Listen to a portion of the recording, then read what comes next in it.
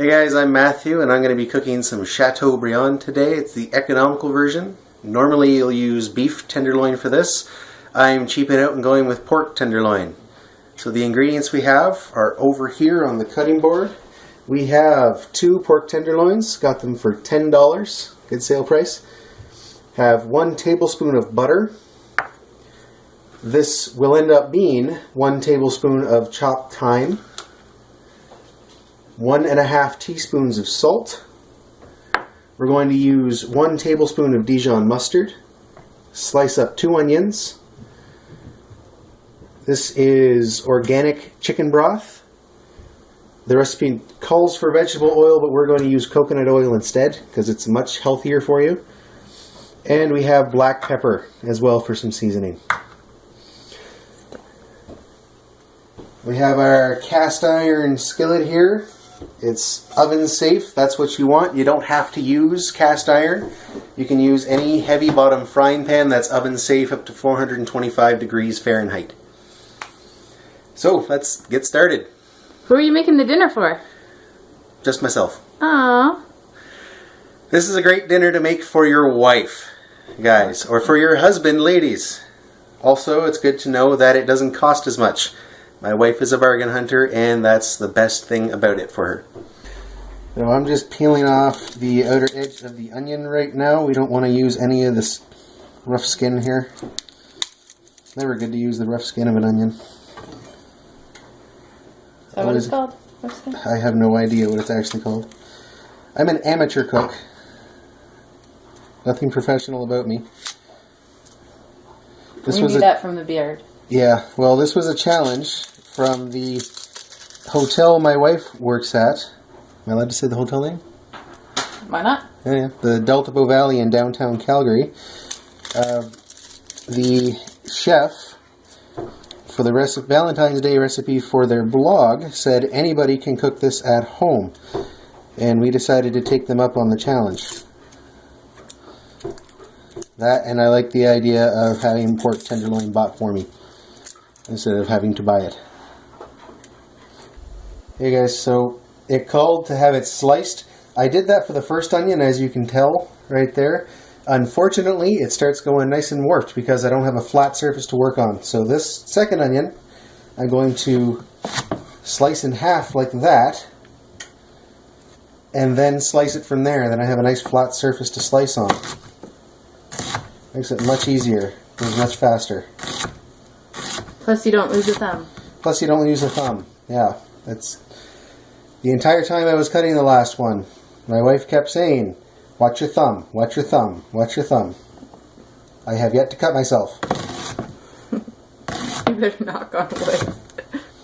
Well, I got lots of that here. Okay, now if you notice, I leave the little hairy part on the bum of the onion on there. It likes to hold it together easier, and that way I don't cry while I'm cutting the onion. Just makes it easier.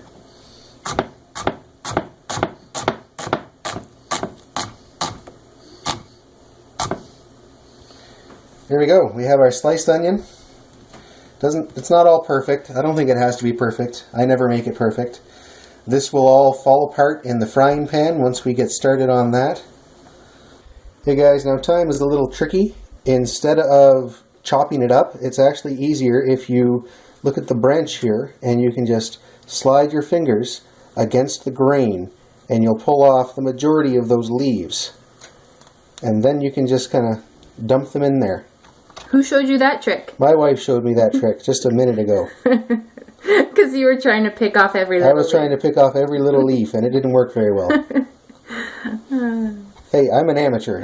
I'm okay admitting that. Hey guys, so I am preheating the oven right now. See, it's at 400 degrees. Bringing it up to 425. While that's preheating, I have some oil heating up in my cast iron pan here. And once the oil is nice and shimmery, don't touch it. It will burn you. Do not touch it. It will burn you. That's a disclaimer. Also, you should probably wear an oven mitt if you're working with cast iron pan, as the handle does tend to get hot. It spreads all through the metal on the pan. So, once that does heat up, you can tell because it'll start to shimmer and move around very freely. No problem whatsoever. You grab your tenderloin using your handy dandy tongs and just toss it in. Now, what we're doing here is we're actually just searing the pork tenderloin. Because pork tends to be good and dry and not have a lot of fat on it. This isn't bacon, people. This is tenderloin. It tends to get good and dry if you don't sear it first. Now, when you sear it, you just want to make sure it gets nice and golden brown on each side. See how it's starting to get nice and brown there? And we'll do that on every single side. Once it's done searing, I'll move it over here to my cutting board, and it's just going to sit there and rest for maybe about 10-15 minutes while I cook up the onions. So while you're searing your pork here, especially on a cast iron pan, you're going to want to shake it around a little bit. Otherwise, if it's stuck, you can see some little bits stuck to the pan there. That's normal. You're not going to get all the bits off the pan. I learned that early on. This right here is searing the ends. The reason we sear the ends is because otherwise that will still be raw and uncooked, and all the moisture will get out of those ends. So we want to lock the moisture in. Now this one is actually done being seared, so I'm going to move that over here to my cutting board. It's going to rest. As you can see, I have a pot back here. That's going to be for a side dish of risotto. If anybody wants to see how I make risotto, let me know and I'll do a video on that next. It's 2 whole onions, and we're gonna fry them up for about 5 minutes. Stirring them around, letting everything loosen up. And once it's all brown, we'll be done with the onion. Okay guys, so while the onions are cooking, I am going to measure out a tablespoon for each one of my tenderloins here of Dijon mustard. And just put it right on there. Once we have it on there, we're going to use our hands, get nice and messy with this, to spread it all around. Did you wash your hands? Hands are nice and clean. Always wash your hands when working with any kind of food. Nice and goopy. There we go.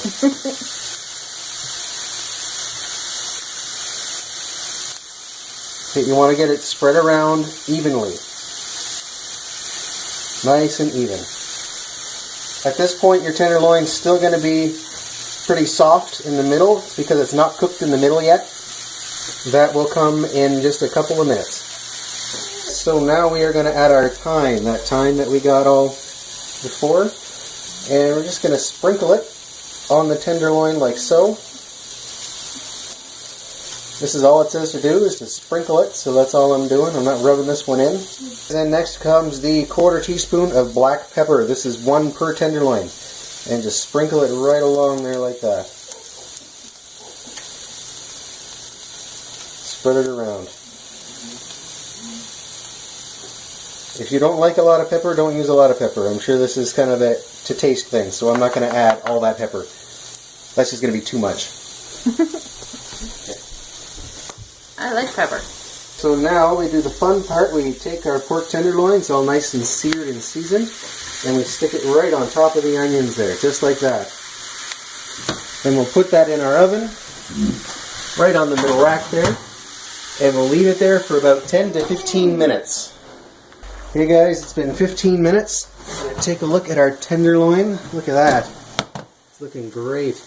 I added some salt while it was in the oven because I forgot to do that part beforehand.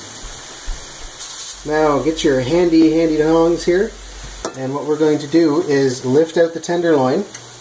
It's okay if an onion or two gets stuck to the bottom. I'm not worried about that. We're going to put it on a nice big plate,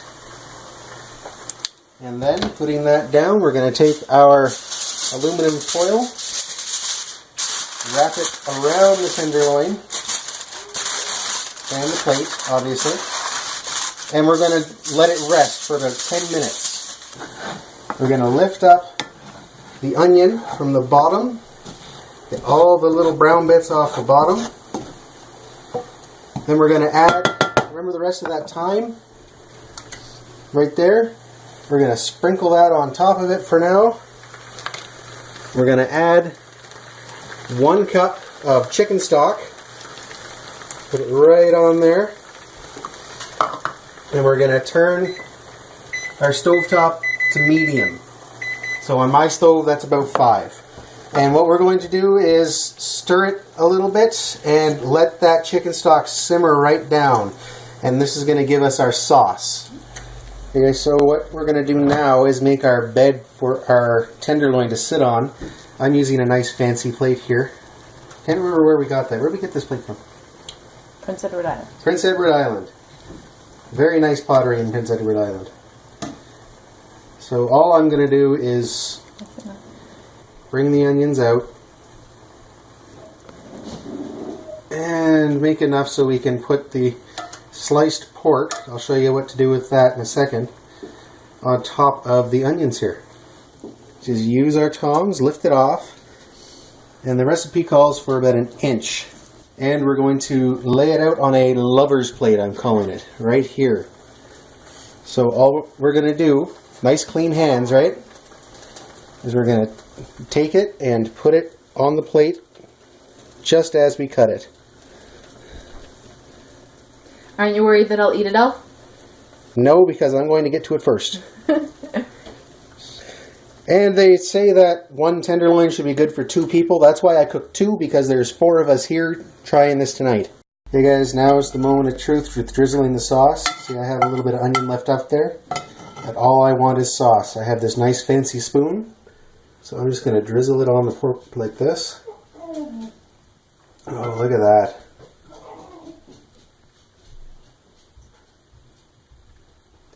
Doesn't this just make you want to eat it all right now? Yeah. Okay, well let's grab a knife and fork and let's get to it. Happy Valentine's Day. Happy Valentine's Day.